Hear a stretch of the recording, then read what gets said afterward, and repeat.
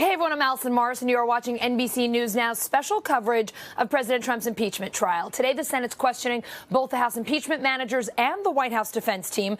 The senators have a total of 16 hours over 2 days for their Q&A, and tonight they're still divided over whether to hear from new witnesses. NBC's Leanne Caldwell is on Capitol Hill. And Leanne, both sides asking questions today. Your biggest takeaways from each? Allison, we're about a quarter of the way in of these 16 hours, and my biggest takeaway is that they're not asking questions to elicit answers, really. They're trying to get their points across, to reinforce their own positions. You have a lot of the senators who are asking, so the Republicans are asking questions of the White House defense. You have Democrats asking questions of the House impeachment managers, trying just to reinforce their points. You're hearing a lot from Republicans asking questions about the Bidens and the whistleblower. On the Democratic side, you're hearing questions about John Bolton and this issue of executive privilege. But there are 2 points, Allison, that are making some waves here, and that's when Alan Dershowitz, the president's attorney, he said that when the president acts in his own personal interest, that he is also acting in the national interest as well, because the president wanting to get reelected is actually in the national interest. So that is a big issue up here today. And also interesting questions from Senator Susan Collins.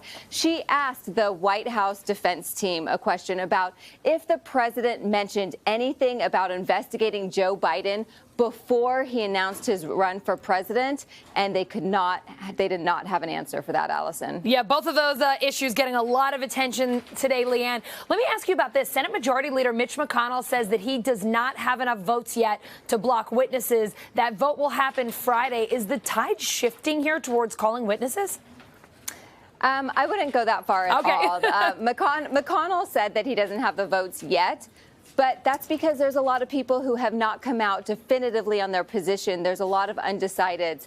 And I spoke to a Republican senator on Background who said that they feel really good about where they stand, that they are not going to get to that issue of witnesses.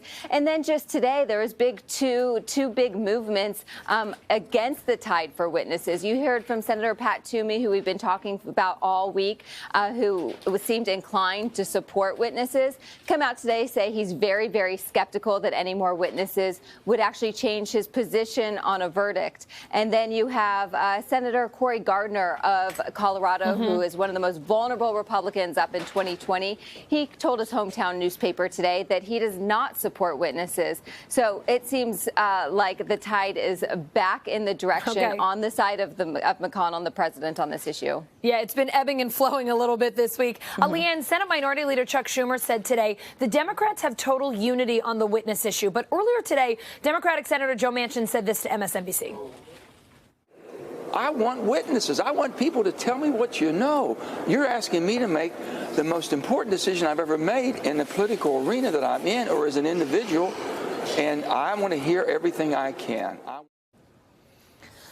Okay, what we wanted to play from him there was comments that he made about being willing to hear that Hunter Biden, or believing that Hunter Biden was a relevant witness in this impeachment trial. Are there any concerns based on that possibility that we could be seeing some breaks among the Democrats?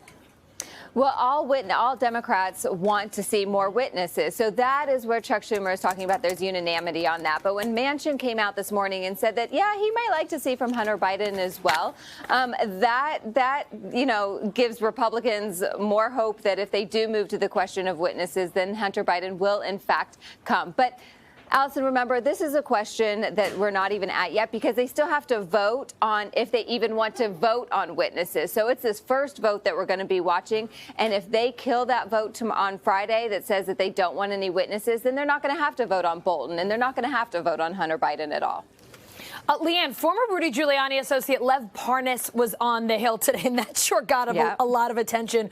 What was going on? Why was he there? Little bit of a sideshow, Allison. Yeah, so he came. He said he wanted to come and watch the proceedings of the impeachment trial.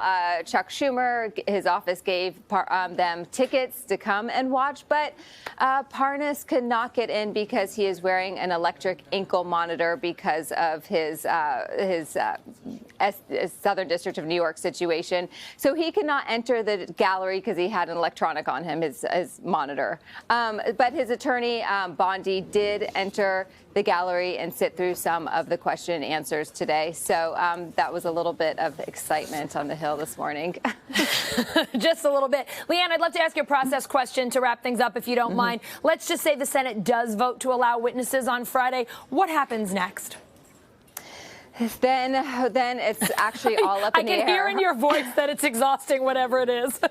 Oh, my gosh. If it happens, then we could see what we saw the very first day of this trial, where there was vote after vote after vote on witnesses. And remember, a week and a half ago, that lasted way into the night, and that was just the Democrats offering motions on witnesses.